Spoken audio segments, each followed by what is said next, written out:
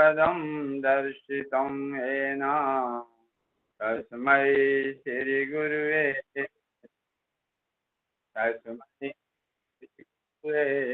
नमः। आज हम गुरुवार है। गुरुवार को हम युग दृष्टा का जीवन दर्शन वाङ्मय नंबर 1 पढ़ते हैं और इसमें आज शीर्षक है जू के व्यास जिनकी लेखनी से छलकती है भाव संवेदना। बहुत सुंदर शीर्षक। और आज प्रेमलता दीदी को इसका वाचन साथ संक्षेपण करने का चार्ट में नाम है उनका। दीदी उपस्थित हैं? प्रेमलता दीदी। जी भैया, सभी को सादर प्रणाम। जी प्रणाम जी। तो आप प्रारंभ करें कक्षा का। साउंड ठीक है भैया? जी जी हाँ ठीक है जी, धन्यवाद भैया।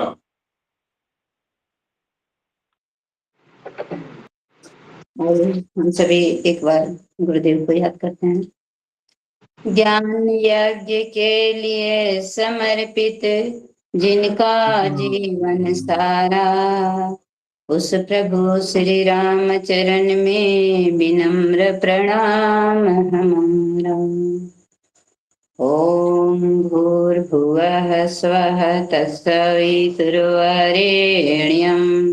भर्गो देवस्य धीमहि धियो यो नः प्रचोदयात्। आज हमें पढ़ने का सौभाग्य मिला है एक दृष्टा का जीवन दर्शन। उसमें आज का टॉपिक है युग के व्यास जिनकी लेखनी से छलकती है भाव संवेदना।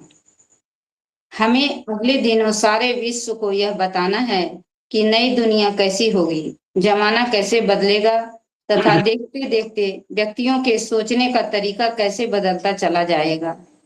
जैसे ब्रह्मा जी ने इच्छा प्रकट की एको हम बहुश्यामी और देखते देखते साकार हो गई उनकी परिकल्पना, उसी तरह हमने भी इच्छा व्यक्त की है महाकाल के संकेतों पर कि हमें इस दुनिया को नई बनाना है। 21वीं सदी का साहित्य हम इसीलिए रच रहे हैं।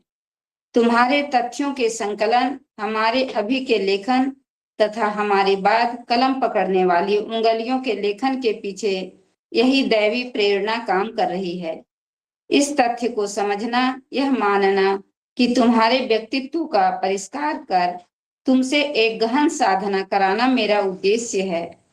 यह समझ लोगे तो तुम लोग कभी लक्ष्य से भटकोगे नहीं। परम पूज्य गुरुदेव ने उपर्युक्त भाव तब व्यक्त किए थे जब हम सभी उनके समक्ष गोष्ठी में बैठे उनका मार्गदर्शन ले रहे थे। इन दिनों कागज काले करने वाले ढेरों समाचार पत्र निकलते रहते हैं, लाखों पत्रिकाएं रोज प्रकाशित होती हैं, किंतु रचनात्मक लेखन, युग परिवर्तनकारी साहित्य सृजन कैसे किया जाता है यह समझना हो तो हमें परम पूज्य गुरुदेव की लेखन प्रक्रिया से जुड़े प्रसंगों और उन अंतरंग क्षणों की आपको झांकी करानी होगी, जिसे देखने समझने के बाद अखंड ज्योति का जाज्वल्यमान विराट रूप हमारे समक्ष स्पष्ट होता चला जाता है। प्रसंग तब का है जब वैज्ञानिक अध्यात्मवाद का सारा ढांचा नए सिरे से गढ़ा जा रहा था। 1966-67 में अखंड ज्योति पत्रिका में आरंभ किए गए इस उपक्रम को सभी ने सराहा तथा बुद्धिजीवियों में मिशन की पैठ बड़ी गहरी बनी थी। 1977-78 में उन सभी विषयों पर पुनर्मंथन का क्रम चला जिन्हें अध्यात्म और विज्ञान के समन्वयात्मक प्रतिपादनों की परिधि में लाना था, विशेषकर तब जब प्रयोग परीक्षणों हेतु एक प्रयोगशाला और ग्रंथागार विनिर्मित होने जा रहा था। कार्य की विशालता और उद्देश्य के विराट स्वरूप को दृष्टिगत रखकर एक कार्यकर्ता ने पूज्यवर से निवेदन किया कि हमें विराट स्तर पर साहित्य सृजन हेतु राशि लेकर लिखने वाले साहित्यकारों से संपर्क करना चाहिए और उनके माध्यम से हिंदी भाषी ही नहीं सभी भाषाई क्षेत्रों को पकड़ने की योजना बनानी चाहिए। पूज्यवर बोले, जो कार्य ऋषि मनीषियों के स्तर का हो, इसे खरीदी हुई अक्ल नहीं कर सकती। हमें तप पूत लेखनी के धनी मनीषी स्वयं तैयार करने होंगे। वे ही नवसृजन का आधार खड़ा करेंगे। यही कारण है कि 3200 पुस्तकों के रूप में विराट परिमाण में साहित्य सृजन करने वाले पूज्य गुरुदेव एक ऐसा ढांचा खड़ा कर सके कि बिना किसी बाहर के लौकिक स्तर के साहित्यकार की मदद के यह पत्रिका न केवल अनवरत चलती रह सकी, वरन इसके भावी स्वरूप का प्रारूप भी निश्चित हो गया। मनीषा के सृजनात्मक लेखन और एक साधारण साहित्य लेखन में यही सबसे भारी अंतर है। लेखक पत्रकार मनीषी के रूप में परम पूज्य गुरुदेव के जीवन वृत्त पर जब हम एक विहंगम दृष्टि डालते हैं तो पाते हैं कि साहित्य लेखन उनकी साधना का एक अनिवार्य अंग था। विराट गायत्री परिवार का सृजन उन्होंने इसी के माध्यम से किया।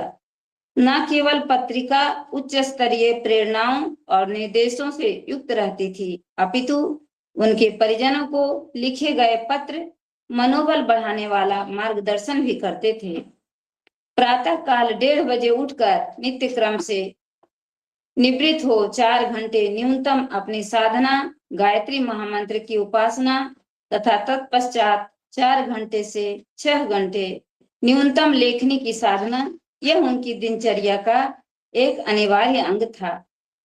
चाहे वे क्षेत्रों में दौरे पर हों, राह में, ट्रेन में अथवा सक्रिय कार्यक्रमों में, केंद्र में संलग्न लेखनी कभी उनकी रुकी नहीं। नियमित स्तर का यही लेखन था जिसके माध्यम से चिंतन को उछालने वाले श्रेष्ठ स्तर के साहित्य का सृजन संभव हो सका। यही प्रेरणा उन्होंने अपने पास कार्य करने वाले, सीखने वाले साधकों को भी दी। जिनने उस दिनचर्या को अपनाया, उनका निज का व्यक्तित्व तो परिष्कृत हुआ ही, उनके माध्यम से मार्गदर्शन का एक तंत्र विकसित होता चला गया।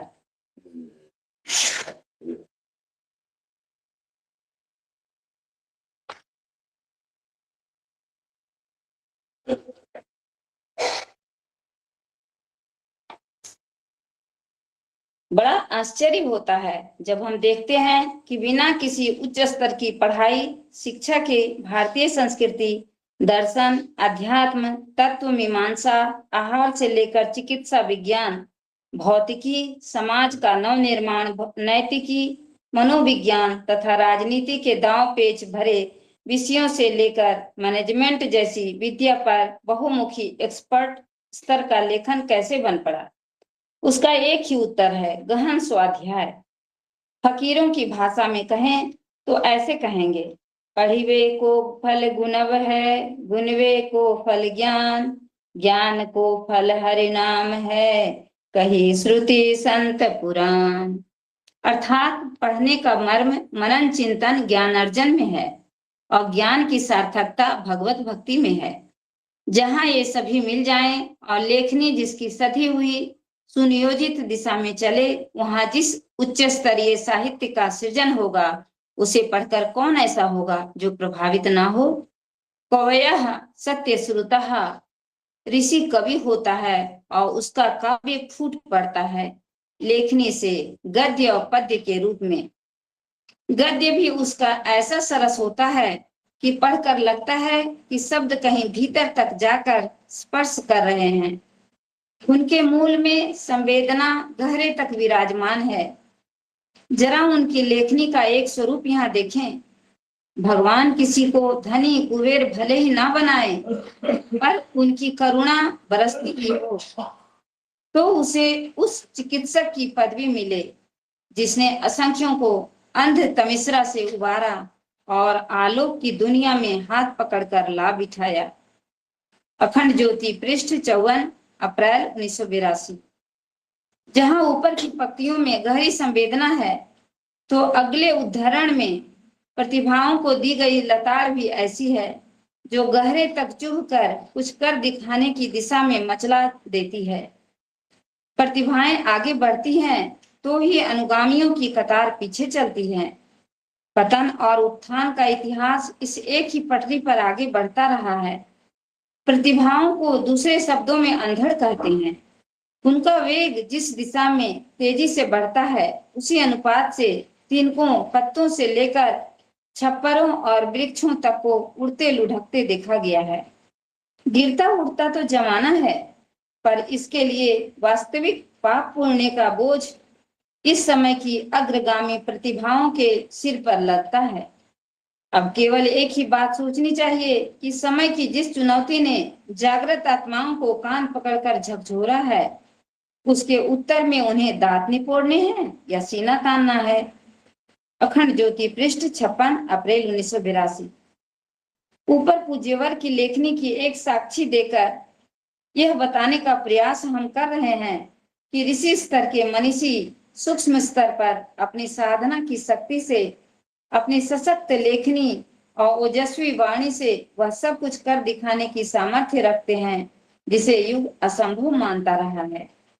इसी परिप्रेक्ष्य में उनके द्वारा दिए गए कुछ व्यावहारिक निर्देश दृष्टि पटल पर आ जाते हैं, जिन्हें समय समय पर डायरी में नोट किया जाता रहा। पहला, अब हमें भारतीय दर्शन में समग्रता लानी है। इसे नया स्वरूप विज्ञान का पुट देकर देना है। तत्व दर्शन ही किसी समाज की संस्कृति बनाता है। हमारी संस्कृति के अनिवार्य अंग हैं दूरदर्शी, विवेकशीलता तथा पुण्य परमार्थ। कठिनाई यही है कि इस भारतीय मान्यता को पाश्चात्य दर्शन समर्थन नहीं देता। हमें यही भागीरथी पुरुषार्थ करना है कि जन जन के मन में ये दो आदर्श समा जाएं। 9/4/83 में यह दिए थे। दूसरा, प्राचीन युग देवताओं का युग था। सतयुग की संस्कृति देव संस्कृति थी। हम आदिम मानव से नहीं, श्रेष्ठ नर रत्नों से, ऋषियों से जन्मे हैं। यही अवधारणा अब हमें तर्क, तथ्य, प्रमाण के साथ पूरे विश्व में पहुंचानी है। 11/5/83। तीसरा, आदमी के विचारों की शक्ति असाधारण है। जिजीविषा, जीवट मनोबल में अपनी एक अलग ही सामर्थ्य है और यह मनुष्य को की एक सबसे बड़ी विशेषता है। हमारे अंतः की विद्युत की ताकत पर खड़ा है विचारों का ढांचा। साधना उपचारों द्वारा जब तक इसे सशक्त किया जाता रहेगा, मनुष्य का आंतरिक वैभव सतत बढ़ता ही रहेगा। 3/6/83। चौथा, हमें और तुम्हें अब भ्रष्ट चिंतन से जूझना है। यही इस युग का सबसे बड़ा संग्राम है। आज दर्शन को प्रत्यक्षवाद ने विषाक्त कर दिया है। यदि यह दर्शन प्रवाह उल्टा ना गया तो मनुष्य को यह पशु बनाकर रहेगा। इस युग संकट से जूझना ही मनीषा का काम है और वह काम अखंड ज्योति को ही करना है। 19/4/1986। पांचवा, सृजन की अपनी लहर होती है। कभी सतयुग में सृजन परक प्रभाव उत्पादन मानसून छाया रहता था तो धरती स्वर्ग जैसी थी। वैसा ही वातावरण लाने के लिए हमें जन जन के मनों को मथ कर उन्हें यह सोचने पर मजबूर कर देना है कि परिवर्तन अवश्यंभावी है और है श्रेष्ठता की दिशा में ही। इसी उद्देश्य की सफलता में तुम्हारे समर्पण की सफलता है। 20/10/1988। उपर्युक्त उद्धरण उन डायरियों से लेकर पाठकों की जानकारी के लिए दिए गए जिनमें समय समय पर पूज्यवर के मुखारविंद से निकले हर निर्देश को नोट किया जाता रहा। 1940 से 1990 तक चली 50 वर्ष की साहित्यिक जीवन यात्रा पर हम जब दृष्टि डालते हैं तो पाते हैं कि अखंड ज्योति को एक पाती की तरह अपने स्वजनों परिजनों तक भेजने वाले पूज्यवर गुरुदेव ने मैं क्या हूँ जैसी जटिल आत्मचिंतन प्रधान पुस्तक से आरंभ कर जीवन जीने की कला के व्यवहारिक अध्यात्म तथा धर्म तंत्र से लोक शिक्षण और लोक रंजन से लोक मंगल के स्वरूप से लेकर गायत्री के तत्व ज्ञान के पूर्ण परमार्थ प्रधान शिक्षण द्वारा एक व्यापक समुदाय को मथा, जिसकी संख्या करोड़ों में आंकी जा सकती है। वे अखंड ज्योति को अपनी प्राण ऊर्जा का प्रवाह बताते रहे। मात्र 3 उंगलियां और कलम से लिखी जाने वाली एक पत्रिका मात्र नहीं, हाँ, इस अखंड ज्योति का वस्तुतः मत्स्य अवतार की तरह विस्तार हुआ और संदेश नहीं मैं स्वर्ग लोक का लाई वाले कैप्शन को लेकर प्रकाशित प्रारंभिक पत्रिका जो 250 मात्र थी, बढ़ते बढ़ते आज 4 लाख से अधिक हिंदी में और इतनी ही अन्य अन्य भाषाओं में गुजराती, उड़िया, बांग्ला, मराठी, तमिल, तेलुगु में प्रकाशित होकर 80 लाख पाठकों तक पहुंच रही है। अध्यात्म प्रधान चिंतन में यदि इतने व्यक्ति आज के कलियुग माने जाने वाले युग में भी रुचि लेते हैं, उसका स्वाध्याय कर पाने पर कुछ अभाव सा महसूस करते हैं, तो यह चिन्ह पूज्यवर के उस आशावादी दर्शन का द्योतक है, जिसमें वे कहते थे मूलतः मनुष्य आदर्शवादी है और उसे अंत में वही बनना ही होगा।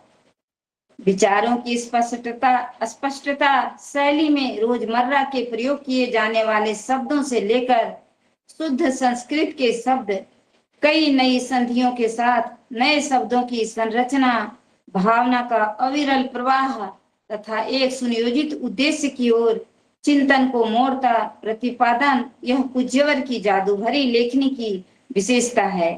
एक बार का प्रसंग है कि ब्रह्म वर्चस्व में कार्य कर रहे एक सज्जन अगणित तर्कों और प्रमाणों के साथ नास्तिकवाद का खंडन करने वाला एक लेख पूज्यवर के पास लाए।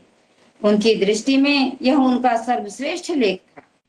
पूज्यवर ने पढ़ा और फिर कहा कि बेटा, तेरा मन रखने के लिए इसे फाड़ता तो नहीं, किंतु एक बात बताता हूँ कि बिना संवेदना का समावेश किए, बिना सही दिशा दिए लेखन नीरस बेजान है। हम खंडनात्मक शास्त्रार्थवादी परंपरा के नहीं हैं। हमें तर्क और तथ्यों के साथ संवेदना, करुणा को भी उभारना है। इसे स्पष्टतः ध्यान में रखना।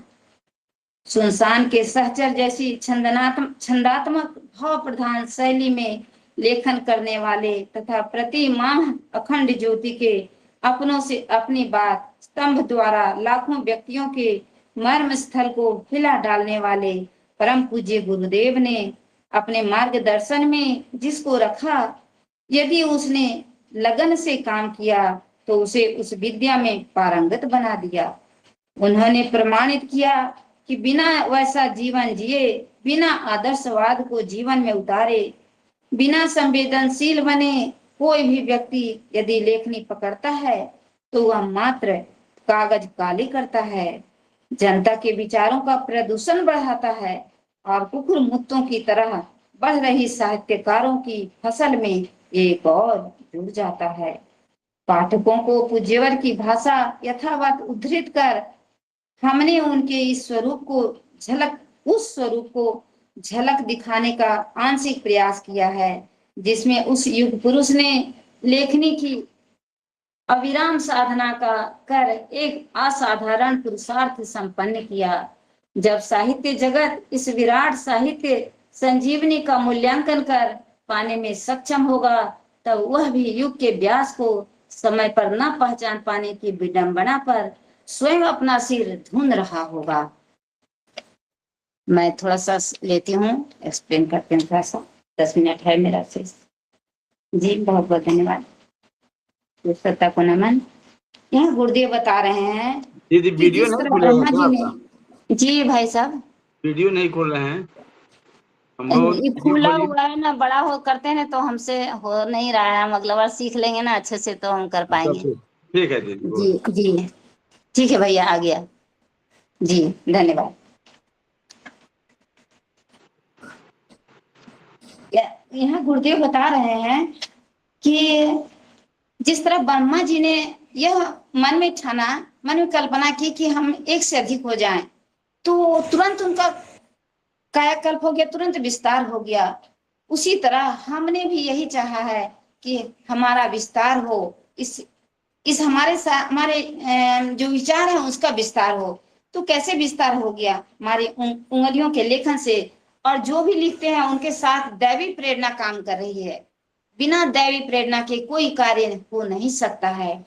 हो यदि हो भी जाएगा तो उसमें वह संवेदना, वह भावना, वह करुणा नहीं आ पाएगी, जिसके कारण जो वह सार्थक नहीं हो पाएगा। सिर्फ क्या कहें गुरुदेव कि कोरे कलम कागज को सिर्फ काला बनाना है, नहीं तो। और एक जब परिजन एक बोले कि हमने कि गुरु जी हमें पैसों से लेकर के लिखने वालों को तैयार करना होगा, उसे खरीद कर लाना होगा जो पैसों से लेकर के लिखते हैं। तो गुरुदेव कितनी बड़ी बात बोले कि बेटे, जो कार्य ऋषि मनुष्य कर सकते हैं वह तप के बल पर करते हैं।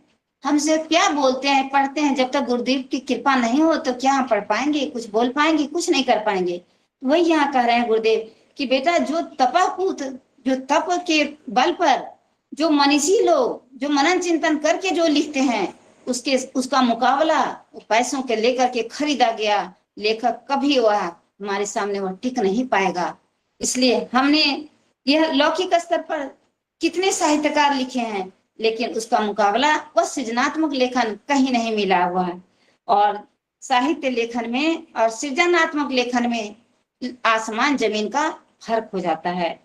फिर आगे कहते हैं गुरुदेव कि गुरुदेव कैसा लिखा करते थे, कितना मेहनत करते थे वे। सुबह से 4 घंटा 6 घंटा वो तप करते थे, उसके बाद लेखन करते थे, उसके बाद जहां कहीं भी जाते थे वहां लेखन करते थे। वो ट्रेन में रहे, बस में रहे, कोई कार्यक्रम में रहे, लेकिन उनकी लेखनी कभी छूटती नहीं थी। और वो कहते थे इतना कुछ हम लिख देंगे ताकि उसको पढ़ करके हमारे आने वाले साथियों का जीवन परिष्कृत हो जाए, जो पढ़े उसके जीवन में एक ऐसी उद्विग्नता आए, उसको पढ़ करके वो खुद ब खुद वो हमारे संगठन से जुड़ता चला जाएगा। तो यहाँ यह कहें कि उसका व्यक्तित्व भी परिष्कृत हो जाएगा और उसके माध्यम से मार्गदर्शन का एक तंत्र विकसित होता चला गया उनके लेखनी को पढ़ करके। आगे गुरुदेव कहते हैं कि यह क्या है, जो पढ़ लिख करके, मतलब स्वाध्याय करना क्या है, हम पढ़े हैं और उसको चिंतन मनन नहीं किए उसका, तो फिर हमें कुछ आया नहीं है। हम पढ़े इस कान से, इस मुंह से पढ़े, इधर से निकल गया हमारे पास हमारे अंतरात्मा में कुछ बैठा ही नहीं, कोई सब नहीं बैठा। लेकिन जब हम मनन चिंतन करते हैं तो वह हमारे अंतर में समा जाता है, और जो अंतर में समा जाता है वह जल्दी निकलता नहीं है। और मनीषी लोग यही तो करते हैं, महामनीषी यही ऐसे ही तो होते हैं, जो कुछ पढ़ते हैं, जो कुछ सुनते हैं, उस पर मनन चिंतन करते हैं। तो यही कहें बेटा, जो मनन चिंतन में है, ज्ञान अर्जन करने में है, वह सिर्फ वो सब यदि मिल जाए तो क्या उसकी सार्थकता भगवत भक्ति में है। जहाँ ये सभी मिल जाए, उनकी लेखनी सदी हुए सुनहरी दिशा में चले, हम पढ़े लिखे भी और उसका मनन चिंतन भी करें, और उसको क्या करें, हम सही दिशा में लगाएं। क्योंकि हम जानते हैं कि रावण तो कितना गुणी था, लेकिन वो बहुत सबसे बड़ा गुणवान था, लेकिन उन्होंने अपने गुण को, अपने जो ज्ञान था उसको कहाँ लगाया, गलत उद्देश्यों में लगाया, गलत तरीके से लगाया, गलत दिशा में लगाया। तो हमारा जो ज्ञान जो है हमारा, वो यदि सही दिशा में लग जाएगा तो एक उच्च स्तरीय साहित्य का उसे पढ़कर कौन ऐसा होगा जो प्रभावित नहीं होगा।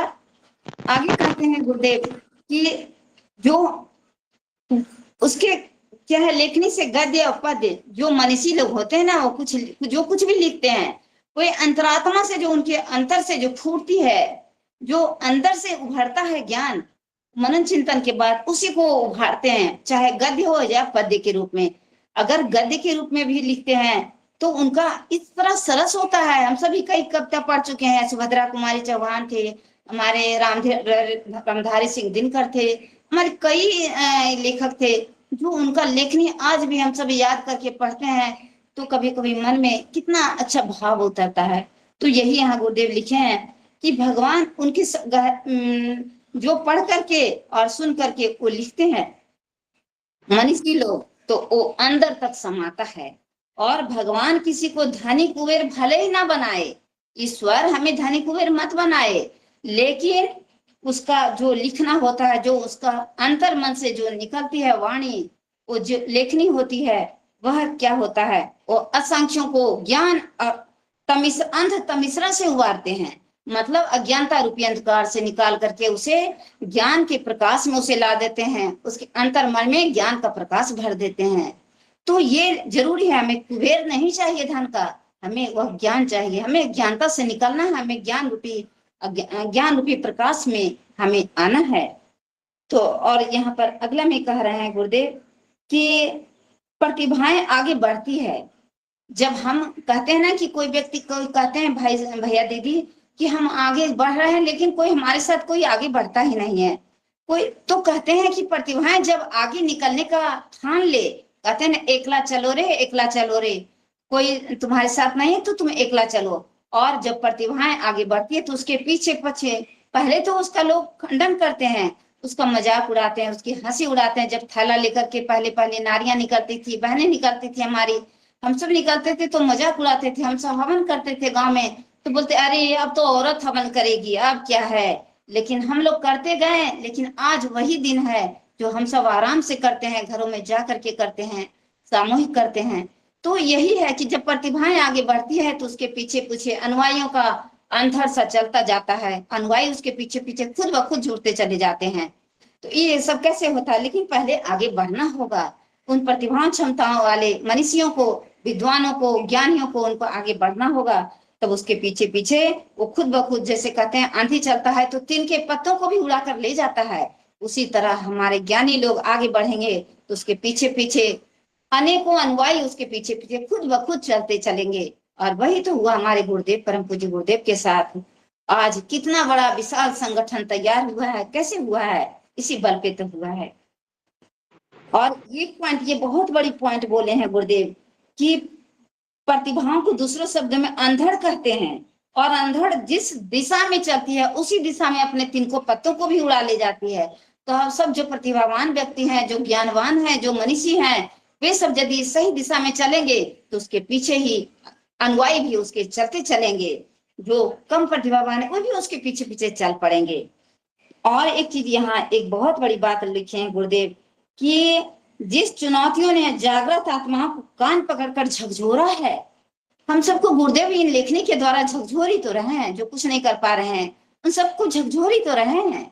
और अगर आपको निर्णय करना आपको है, हम सबको निर्णय करना है कि हम सिर्फ दांत निपोर के रह जाते हैं, या फिर हम कुछ सीना तान कर कहते हैं कि नहीं हम गुरुदेव के रास्ते पे चलेंगे, गुरुदेव के बताए रास्ते पे हम चलेंगे, उनके बताए क्रियाकलापों को हम अपने जीवन में उतारेंगे।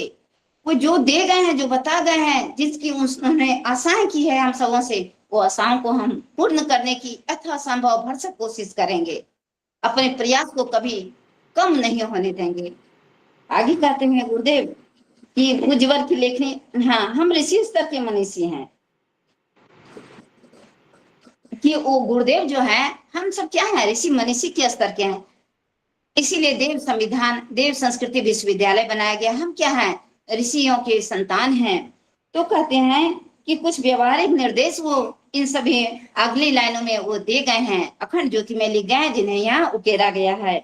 तो आगे लिखते हैं गुरुदेव कि हमारा संस्कृति हमारा क्या है, हमारा देव संस्कृति है, हम ऋषियों की संतान है, हम आदि मानव की संतान नहीं है जो कच्चा मांस खाते थे, जो नंगी बदन रहते थे, जो पत्ते को पहनते थे, वैसे हम उसकी हम नहीं संतान है, हम ऋषि मुनियों की संतान है। और उन्हीं की तरह हम अपना जीवन जी करके दिखाएंगे, उन्हीं की तरह हम अपना जीवन को ढाल के दिखाएंगे, ताकि हम लोग कह सकें कि हम ऋषि मुनि के संतान हैं। आज यही नारा दिया जाता है कि हम ऋषियों के संतान हैं, तो ऋषियों के बताए रास्ते पे चलेंगे। आगे वो कहते हैं, भैया दीदी समय हो गया, 8 बज गया है, पता नहीं जी मैं आगे लूंगी या नहीं, आप सब इस कृपया बताएं, मार्गदर्शन करें। जी दीदी बहुत सुंदर, अपने पूरे शीर्षक का विवेचन और सार संक्षेपण भी बहुत अच्छे ढंग से किया, और शांत कर सभी बिंदुओं को, महत्वपूर्ण बिंदुओं को भी आपने विवेचना किया है। बहुत बहुत कोटि कोटि धन्यवाद आपको इस वक्त के लिए। जी भैया, और दीदी को बहुत बहुत धन्यवाद, गुरु सत्ता को अब कोटि कोटि नमन। मैं इस कक्षा में उपस्थित अध्याय में जो भी भाई बहन अपनी बात कहना चाहते हैं हैंड रेज करेंगे, और इसमें गुरु जी लिख रहे हैं कि यह मानना है कि तुम्हारे व्यक्तित्व का परिष्कार कर, गुरु जी लक्ष्य बनाए हैं कि तुम्हारे व्यक्तित्व का परिष्कार कर तुमसे एक गहन साधना कराना मेरा उद्देश्य है। हम सभी जो ये कार्य कर रहे हैं ये गुरु जी के उद्देश्य के तहत कर रहे हैं। उनका उद्देश्य था कि हम अपने सभी बच्चों को उसके व्यक्तित्व का परिष्कार करें और किससे, एक साधना, गहन साधना के दृष्टिकोण से, साधना के माध्यम से। और अब यह और कह भी रहे हैं कि अगर समझ लोगे, इस साधना को पकड़ लोगे तो तुम लोग कभी लक्ष्य से भटकोगे नहीं। जबकि रास्ता बता रहे हैं गुरु जी। दूसरी बात है कि किसी ने गुरु जी को सलाह दिया कि इतने बड़े जो ग्रंथागार बन रहे हैं साहित्य के, इसके लिए बाजार से साहित्यकारों की सहायता ली जाए। तो स्पष्ट पूज्यवर बोले हैं कि ये कार्य ऋषि मनुष्यों का है। जहाँ ऋषि मनुष्य स्तर का जो कार्य होता है, निश्चित रूप से गुरु जी हमारे इतने साहित्य की रचना किए और 4 घंटे 1:30 बजे रात में उठकर 4 घंटे गायत्री का साधना करना और उसके बाद 4 घंटा से 6 घंटा तक साहित्य लेखन करना, यह निश्चित रूप से दैविक शक्ति ही काम कर रही थी। गुरु जी कहीं एक जगह लिखे हैं कि मेरा तो केवल अंगुली चल रहा है, लिखाने वाला दूसरा कोई है। इतनी बड़ी यह शक्ति जो गुरु जी खुद थे और उनको यह प्रेरणा मिला है, और उसी कारण उन्होंने इतना बड़ा संकल्प लिया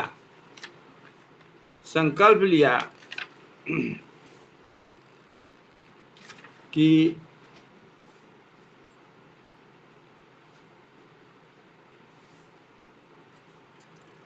कह रहे हैं कि सतयुग में, सतयुग की वापसी की बात होती है, लिख रहे हैं गुरु जी कि सतयुग में सृजन परक प्रभावोत्पादन मानसून छाया रहता था। वहाँ सतयुग में वातावरण ही इस तरह की बनी रहती थी कि तब धरती स्वर्ग जैसी लगती थी। सतयुग की बात बता रहे हैं। और गुरु जी की इच्छा है उनकी कि हम वैसा ही वातावरण जन जन के मनों को मंथ कर उन्हें सोचने पर मजबूर कर दें कि वैसा ही स्वर्ग, धरती पर स्वर्ग का अवतरण गुरु जी का नारा दिए हैं कि हम मनुष्य में देवत्व का उदय और धरती पर स्वर्ग का अवतरण। सतयुग आएगा, सतयुग आएगा, वही बता रहे हैं कि सतयुग में कैसे मानसून छाया रहता था सृजन परक प्रभावों का, वैसा ही वातावरण हम लाने के लिए प्रयत्नशील हैं। और 50 वर्ष तक, 40 से 90 तक 50 वर्ष की साहित्यिक जीवन यात्रा पर लिख रहे हैं कि अखंड ज्योति एक पाती की तरह अपने स्वजनों परिजनों तक भेजने वाले पूज्य गुरुदेव थे, किए हैं, भेजे हैं, और आज भी अभी तक चल रहा है ये चीज।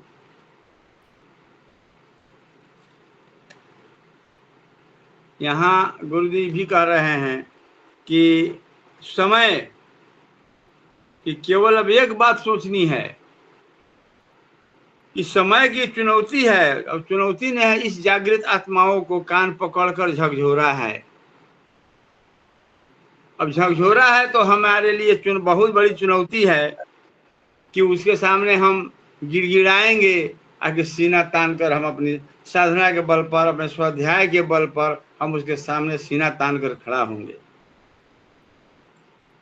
तो ये युग दृष्टा का जीवन दर्शन पुस्तक में गुरु जी के हर बिंदु पर, हर बातों पर हमको लगता है कि एकदम गुरु जी की कितना आत्मीयता, कितना भाव, कितना प्रेम करुणा जो है अपने शिष्यों के प्रति, समाज के प्रति गुरु जी डाले हैं। और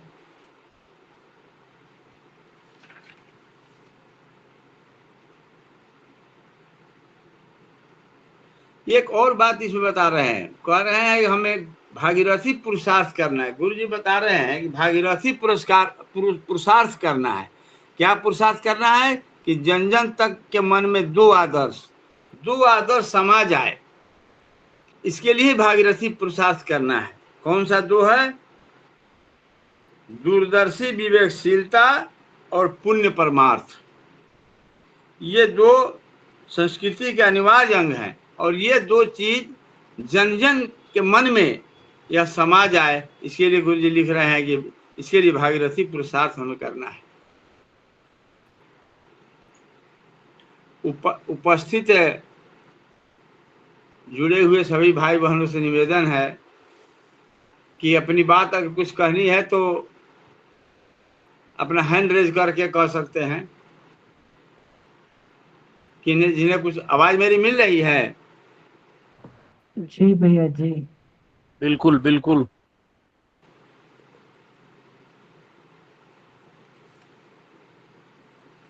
जी। और यहाँ पर गुरु जी एक और बात बता रहे हैं कि आध्यात्मिक, यहाँ इस समय जो उनका युग जो समय चल रहा था, बहुत बड़ी चुनौती थी आध्यात्मिक वैज्ञानिक अध्यात्मवाद का। अध्यात्मवाद तो बहुत दिन से है, लेकिन समय के परिवर्तन के अनुसार पश्चिमी सभ्यता को जो दबाव था, हमारे संस्कृति को चुनौती थी, उसके लिए आध्यात्मिक वैज्ञानिक अध्यात्मवाद करने का बहुत बड़ी चुनौती गुरु जी के सामने थी। वही लिख रहे हैं कि शिक्षा के किसी उच्च स्तर की पढ़ाई, शिक्षा के भारतीय संस्कृति, दर्शन, अध्यात्म, तत्वमीमांसा, आहार से लेकर चिकित्सा विज्ञान तक गुरु जी सभी विषयों पर इतने अच्छे ढंग से, राजनीति के दाव पेच भरे विषयों से भी लेकर मैनेजमेंट तक विद्या पर बहुमुखी एक्सपर्ट स्तर का लेखन कैसे बन पड़ा, ये। और इसी में एक उत्तर बताया गया है कि सबका एक ही उत्तर है, गहन स्वाध्याय। हम गहन स्वाध्याय करेंगे तभी हम गुरु के जो मार्गदर्शन है उस पर हम रास्ते पर सही चल पाएंगे, उसका फल उठा सकते हैं हम। और लिख रहे हैं फकीरों की भाषा में, पढ़िबे को फल गुणब है, गुणबे को फल ज्ञान, ज्ञान को फल हरि नाम है, कहीं श्रुति संत पुराण।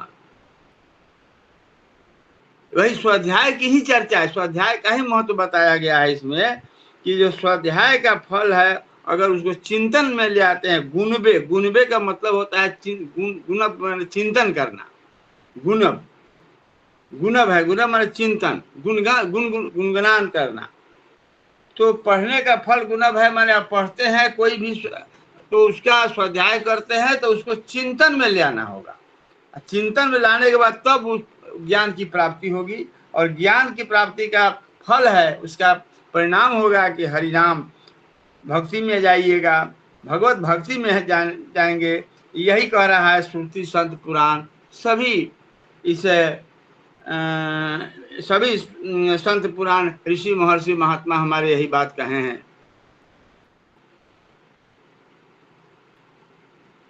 अमन भैया हैं क्या? अमन भैया हैं? जी भैया जी जी जी। तो अमन भैया हैं? मार्गदर्शन किया जाए भैया। जी जी। आप बोल रहे थे तो बहुत ही अच्छा लग रहा था सुनने में। नहीं भैया, हम तो क्या बोलेंगे, अभी हमारा स्तर क्या है बोलने का, फिर भी गुरु की कृपा से जो बन पड़ा बताए हैं। जी भैया, स्तर तो उसका निर्धारण और स्तर को बढ़ाने वाले तो गुरुदेव ही हैं, है ना। हम लोग तो वानरों की तरह, भालुओं की तरह, गीत की तरीके से, गिलहरी की तरह से लगे हुए हैं। हम लोग का स्तर वास्तव में हम लोग जानते हैं कि जिस स्तर का हम लोग काम करते हैं वो हम लोग का किसी का भी स्तर नहीं है, लेकिन गुरुदेव का स्तर तो उस स्तर का है, उनका व्यक्तित्व, कि वो उनसे बड़े बड़े काम करवा लेते हैं, और इसी के लिए उनको गुरु कहा जाता है। गुरु वही होता है जो सामान्य से सामान्य दिखने वाले व्यक्ति से कोई बड़ा काम करवा ले, वही गुरु होता है। वही गुरु की सामर्थ्य भी है, तो छोटे व्यक्ति से जो है बहुत बड़ा काम करवा लेता है, इसीलिए इसको गुरु कहा जाता है, भगवान से भी ऊपर कहा जाता है। भगवान तो ये इसमें बंधे हुए हैं, नियमों में बंधे हुए हैं, नियम के अनुसार ही चलते हैं। लेकिन गुरु में वह सामर्थ्य होती है, वे सारे के सारे नियमों का अतिक्रमण करके और छोटे से छोटे दिखने वाले व्यक्तियों से, छोटी सामर्थ्य वाले व्यक्तियों से, उनको बड़ा से बड़ा बल दे के उनसे बड़े काम करवा लेते हैं। तो हम सभी जो है गुरुदेव के उसमें ये कर रहे हैं।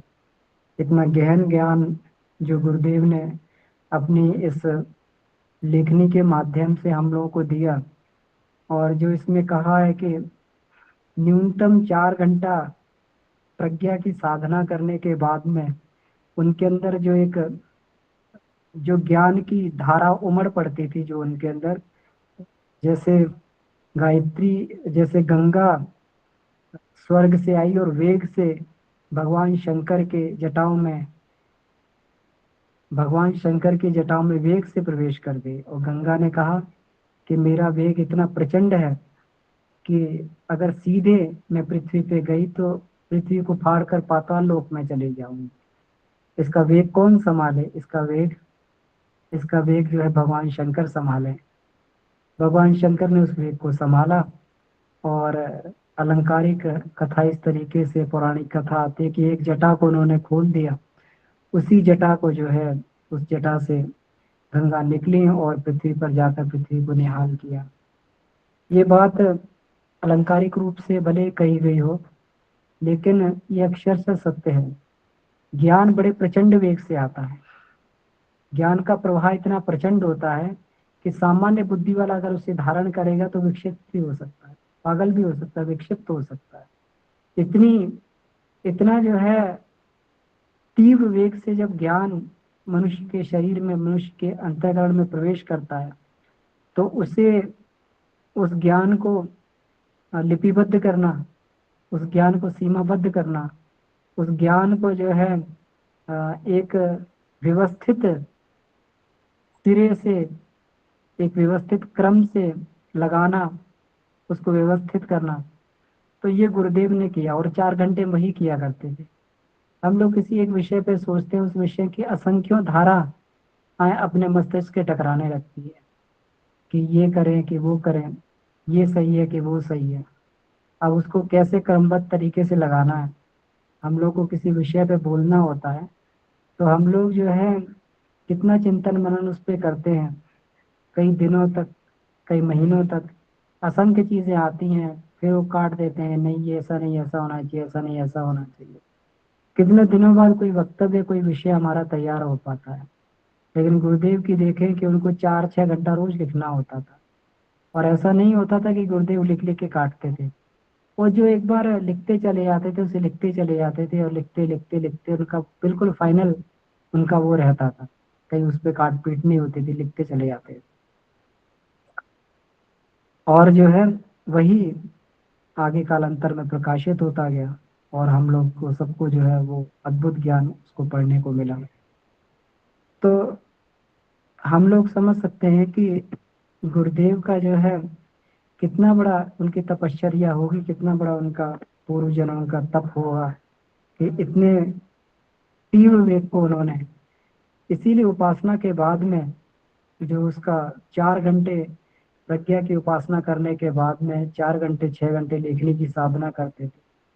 और साधना करके उन्होंने इस ज्ञान को कितना सिलसिलेवार 3200 पुस्तकों के रूप में प्रकाशित किया, अखंड ज्योति के रूप में उसको प्रकाशित किया, और उसको जो है आर्ष साहित्य के भाष्य के रूप में प्रकाशित किया।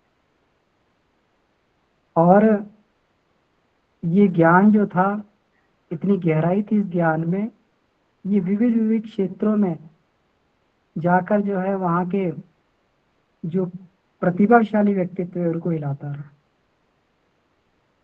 क्योंकि ऐसी उनकी पंक्तियों में गहरी संवेदना थी।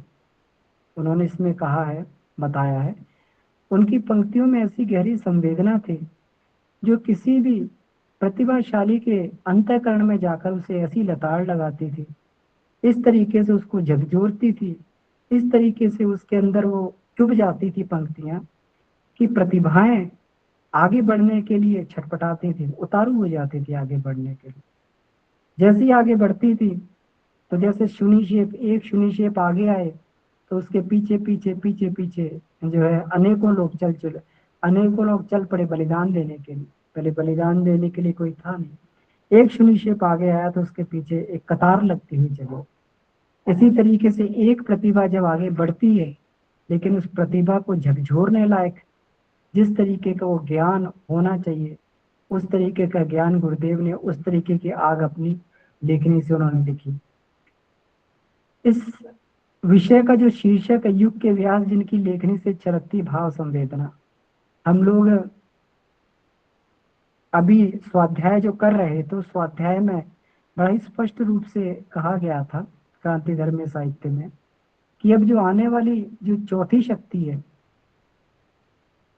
जो आने वाली जो ये सबसे बड़ी शक्ति है, चौथी शक्ति है, उभरने वाली सबसे चौथी शक्ति इस युग में जो उभरेगी वो भाव संवेदना के रूप में उभरेगी। और भाव संवेदना ही सबके अंदर जागृत होकर उसको देवत्व पर चलने के लिए बाध्य करेगी, उसको देवत्व अपने जीवन में अपनाने के लिए बाध्य करेगी, उसको उसकी क्षुद्रता को छोड़कर महानता को वर्ण करने के लिए उसको बाध्य करेगी। इस तरीके से जो भाव संवेदना की शक्ति उभर रही है, तो उनकी लेखनी ने यही काम किया। उनकी लेखनी ने भाव संवेदना को उबारने का ही काम किया। जो भाव संवेदना लोगों के दिलों में उमड़ी और उमड़ के जो है उन्हें वह कठिन से कठिन काम करवाने के लिए बातें करती हुई चलेगी, जिसको सामान्य रूप से कोई सामान्य सामर्थ्य वाला व्यक्ति नहीं कर सकता है।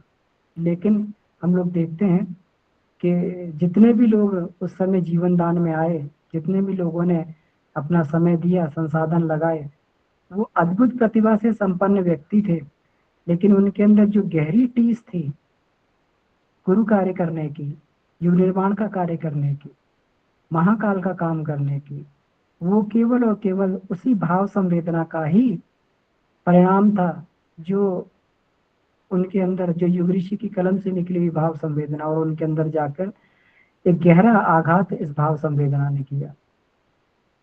तो यही इसी तरीके की प्रतिभाएं जब आगे बढ़ती हैं तो कहते हैं अनुगामियों की कतार पीछे लगती हुई चली जाती। पतन और उत्थान का इतिहास उस एक पटरी पर ही आगे बढ़ता है। प्रतिभाएं को एक दूसरे शब्दों में अंधड़ कहते हैं। अंधड़ का मतलब होता है कि जहां पर अंधड़ बहता है उस दिशा में धूल कण, पत्ते इत्यादि सब उस दिशा में बहते हुए चले जाते हैं।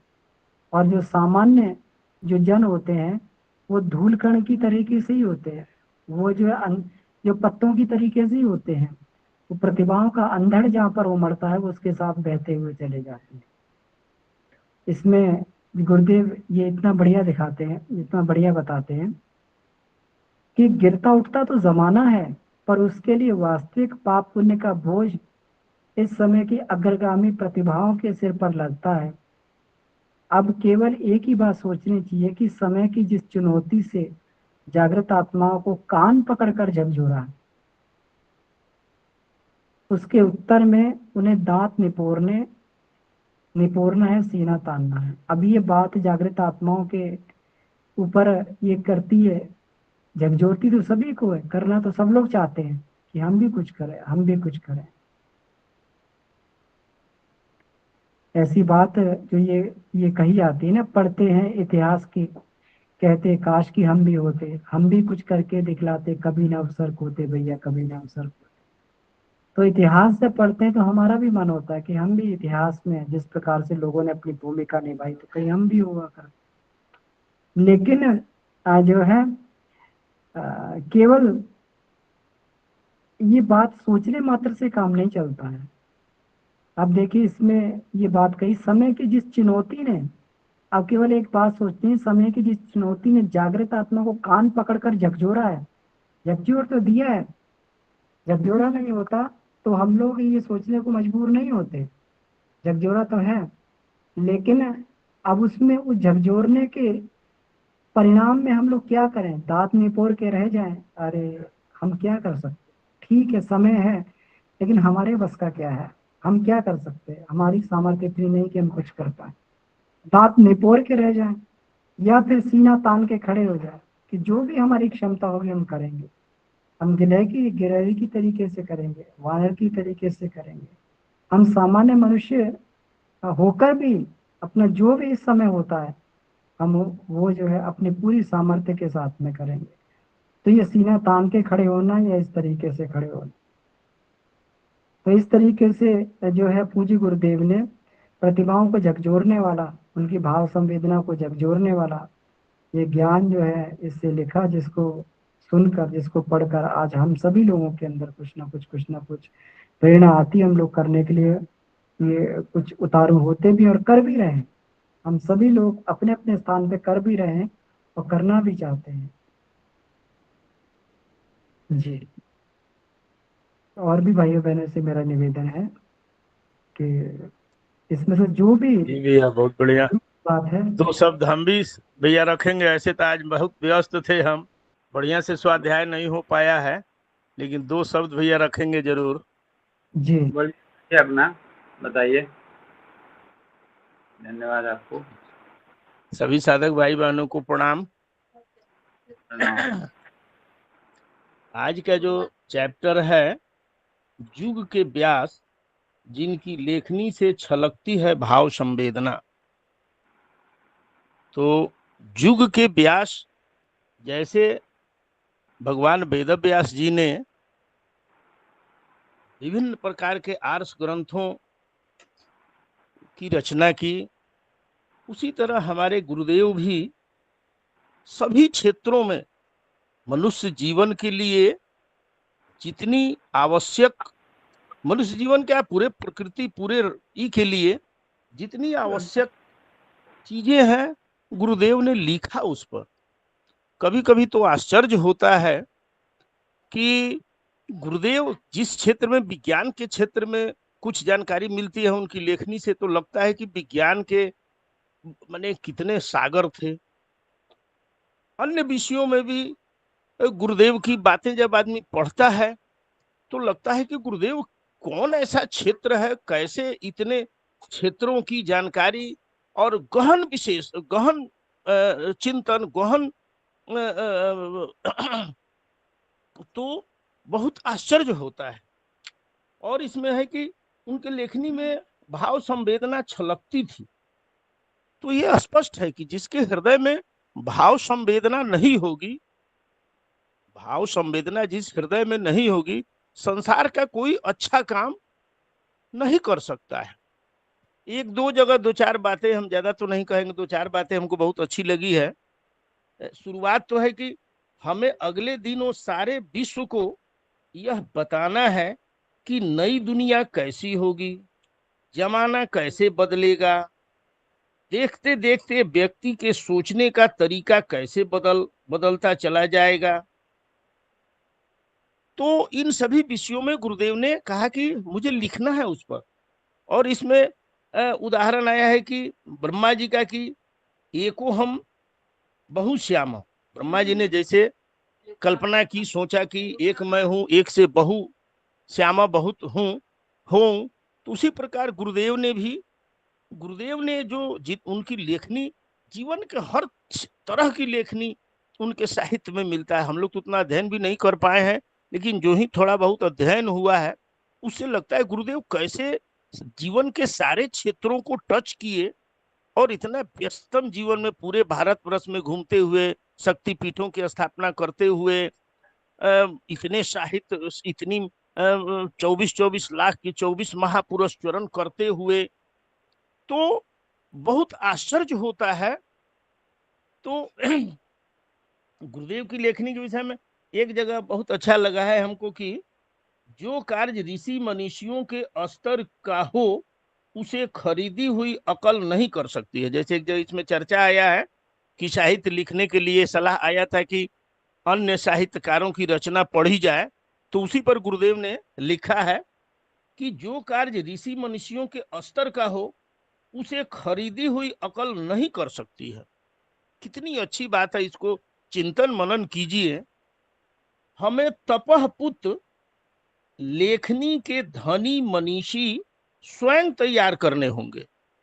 कितनी माने, हमें तपह पुत्र लेखनी के धनी मनीषी स्वयं तैयार करने होंगे, अपने तैयार करने होंगे। खरीदी हुई पुस्तक से ज्ञान हासिल नहीं करना होगा। वे ही नव सृजन का आधार खड़ा करेंगे।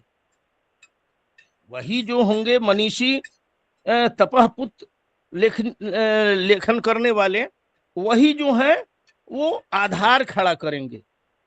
तो ये बात भी बहुत मुझे अच्छी लगी है। फिर एक जगह आया है कि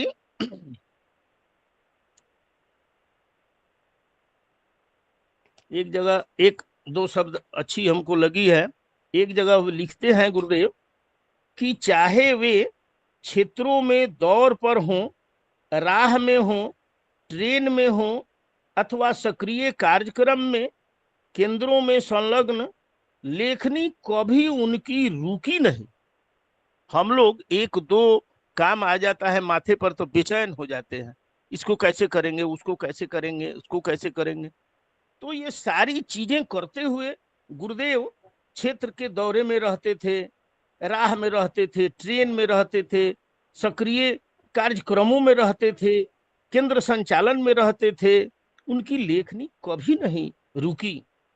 नियमित स्तर का यही लेखन था जिसके माध्यम से चिंतन को उछालने वाले श्रेष्ठ स्तर के साहित्य का सृजन संभव हो सका। कितनी अच्छी बात है, इस पर चिंतन मनन किया जाए।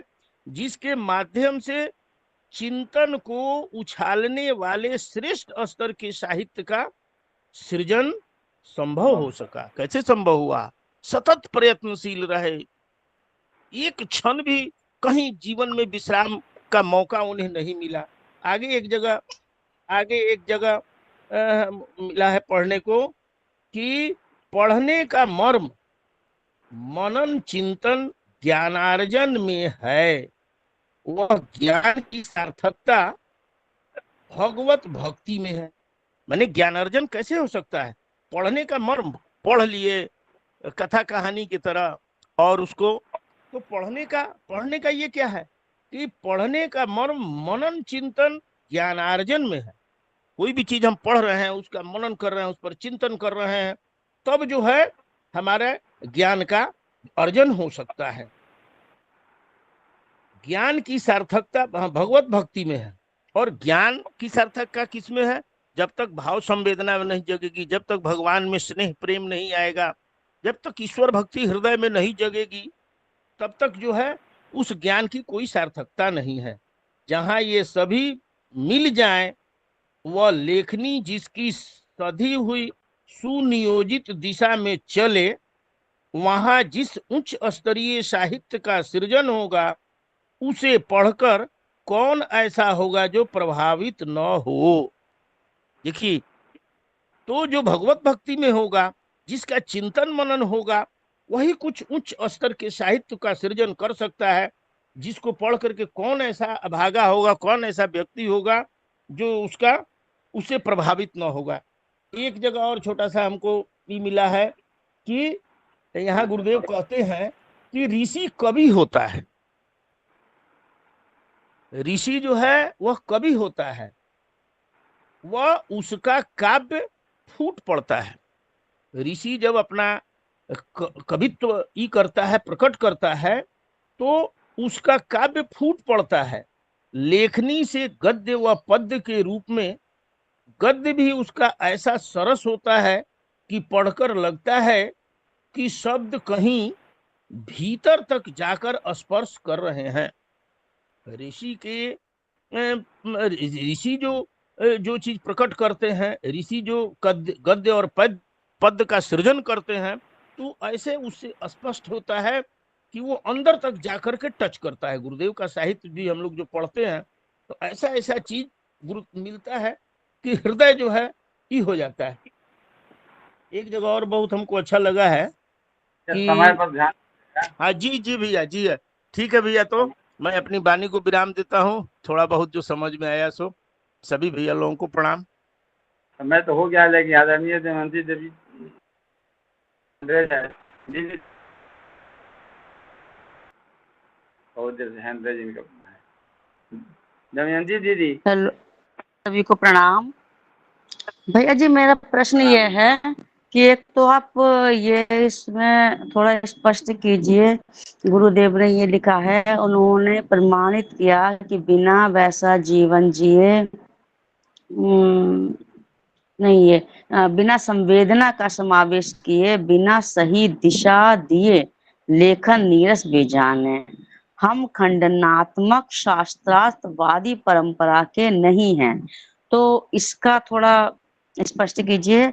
और भैया जैसे आजकल के बच्चे हैं, हम अगर उन्हें अखंड ज्योति देते हैं तो वो विज्ञान से जोड़कर देखते हैं, तो उन्हें, क्योंकि इसमें शब्द भी बहुत से कुछ कठिन कठिन है, तो उन्हें किस तरीके से विज्ञान से जोड़कर उन्हें समझाया जाए ताकि उनकी जो है उसमें रुचि बढ़े। वो ले तो लेते हैं अखंड ज्योति, लेकिन पढ़ते कोई नहीं। इससे अगली बार हम पूछे भैया क्या पढ़ा आपने, इसमें क्या चीज, आपको कौन सा लेख सबसे ज्यादा पसंद आया, तो वो कहता रहे वो तो फिर रखी गई, वो तो हमने देखी नहीं पढ़ के। तो वो किस तरीके से उनमें जागरूकता लाएं भैया, थोड़ा समाधान करें। दीदी, इसमें अगर हम अखंड ज्योति देने जाते हैं तो कुछ रोचक उसका ध्यान स्वाध्याय पहले अपने खुद कर लें, और जो रोचक बातें हैं, कोई एक आध टॉपिक ऐसा है जो वहाँ उनके यहाँ बैठकर सिर्फ अखबार बांटने वाले की तरह देकर नहीं आना है, वहाँ हम बैठेंगे, उनसे बात करेंगे और कोई रोचक शीर्षक पर उनसे चर्चा करेंगे। ये हमारा, हम लोग भी अखंड ज्योति बांटते हैं, इसमें बहुत सारी जो आप बात आ रही है सही बात है, और इसी होता ही है, बहुत लोग नहीं पढ़ते हैं। तो उसकी रुचि जगाने के लिए यही है कि अपनी जो अध्ययन, जब हम स्वाध्याय करके जाएंगे उसमें से, तो कुछ बातों पर चर्चा करेंगे, तो हो सकता है धीरे धीरे धीरे धीरे। और बाकी है कि गुरुजी हम लोग को बताए कि तो हमको पहुंचा दो वहाँ, बाकी तो कहाँ कहाँ पारस पत्थर लेकर घूम रहे हैं, और जहाँ सतना होगा वहाँ सतेगा, जहाँ नहीं सतना, बहुत लोग तो रोक बंद कर देता है अखंड ज्योति की, हमको मत दीजिए। तो इसकी चिंता नहीं करनी है। और गुरुजी को लिखे है, एक लड़का, एक कोई सज्जन जो है कुछ लेख गए थे गुरुजी के पास, तो वही वहाँ पर बता रहे हैं, जो उसमें ये लिख रहे थे, उसमें जो है ना संवेदना करुणा की बात नहीं थी।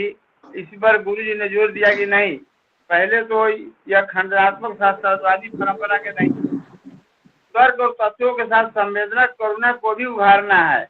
ये स्पष्ट गुरुजी बताए हैं, उनके लेख में नहीं था, इसीलिए गुरुजी ऐसा बताए हैं। दीदी समय ज्यादा हो गया, हम और नहीं कर पाएंगे।